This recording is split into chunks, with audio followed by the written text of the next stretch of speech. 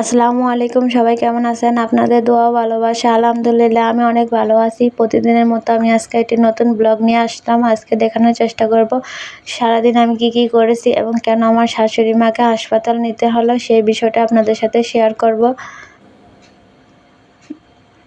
আমি কি কাজকর্ম করে থাকি সাধারণ দিন, সেগুলি আপনাদের সাথে শেয়ার করার চেষ্টা করব। টানা কিছুদিন বৃষ্টির কারণে একদম বাড়িঘর স্যাঁতসেঁতে হয়ে গেছিলো। আজকে রোদ উঠেছে, আকাশটাও পরিষ্কার, মনটাও ভালো লাগে। সেই জন্য আমি সকাল সকাল আজকে সকল বিছানার চাদরগুলো উঠিয়ে নিয়েছি এবং নতুন চাদরগুলো বিছিয়ে নেব। প্রথমে আমি মার রুমের চাদরটা উঠিয়ে নিয়ে তারপর একটি নতুন চাদর বিছিয়ে দিয়েছি। মার রুমটা সুন্দর করে গোছগাছ করে দিয়েছি। এখানে সাইফা বুড়ি খেলা করতেছে। তারপর আমাদের রুমে আসলাম, আমাদের রুমটা পুরো এলোমেলো করে রেখে দিয়েছে সাইফা। আচ্ছা, আমাদের রুমের সব বিছানার চাদর উঠিয়ে নতুন চাদর দিয়ে একদম পরিপাটি করে সুন্দর করে নিয়েছি। সব সুন্দর করে গুছিয়ে নিলে, গোছানো গাছানো থাকলে মনটাও ভালো লাগে।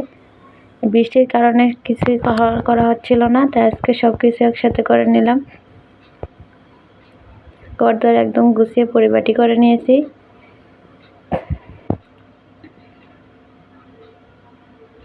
বৃষ্টির কারণে আমাদের কাপড় চোপড়ও অনেকগুলো জমে গেছিলো, তাই একসাথে আজকে সব কাপড় একবারে ধুয়ে দিয়েছি, যেহেতু রোদ উঠেছে।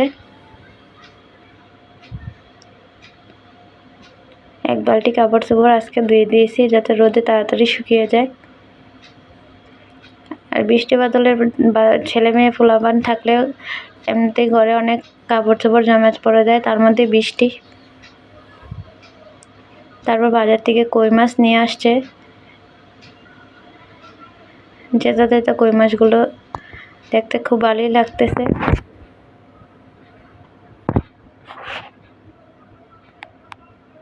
এবার কই মাছগুলো আমি সবগুলো একটা একটা করে কেটে নেব। কই মাছ কাটতে একটু ঝামেলা হয়, কারণ কাটা থাকে।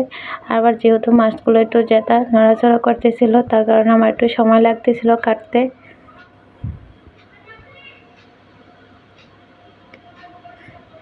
অবশেষে আমার একটা মাছ কাটা হলো। এভাবে আমি সবগুলো মাছ কেটে নেব। কেটে দুপুরে রান্নার জন্য চলে যাব। এখানে আমি গুঁড়ো কচু সিদ্ধ করে নিয়েছি ভর্তা বানানোর জন্য। এখানে কাঁকরোল, পটল দিয়ে আলু দিয়ে ভাজি করব। এখানে আমি মাছ ভাজি করে নিয়েছি। আর গুঁড়ো কচু দিয়ে তরকারি রান্না করার জন্য প্রথমে গুঁড়ো কচুগুলো আমি একটু ভেজে নেব। ভেজে মাছ রান্না করলে একটু খেতে মজা লাগে।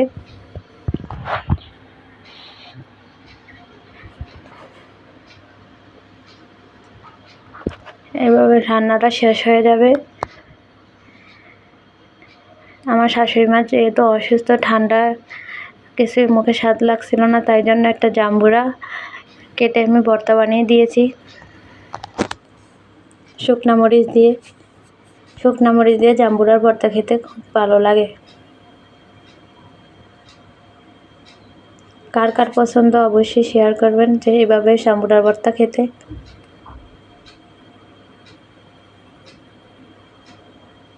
এখানে আমি ভিডিও করছি, সাইবাও বলছে যে দেখাও আমি কি খাচ্ছি। সাইবাও নিজের প্লেটটা সামনে এগিয়ে দিয়েছে দেখানোর জন্য।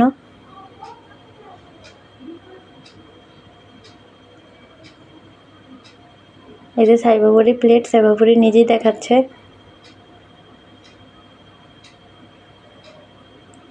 আমি কি খাচ্ছি দেখাও মা, কি খাচ্ছি দেখাও, সাইবা বলতেছে।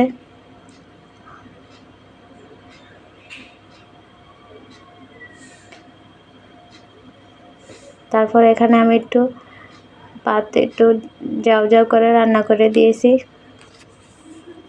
সাইবার দাদুকে। সাইবার দাদু যেহেতু অসুস্থ, কিছু খেতে পারছে না।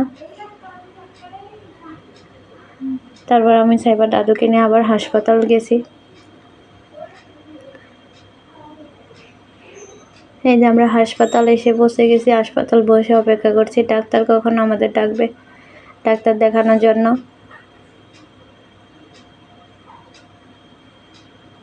এদিকে সাইবাবুরে হাঁটাহাঁটি করতেছে, ডাক্তার দেখানো শেষ হচ্ছে না আমাদের।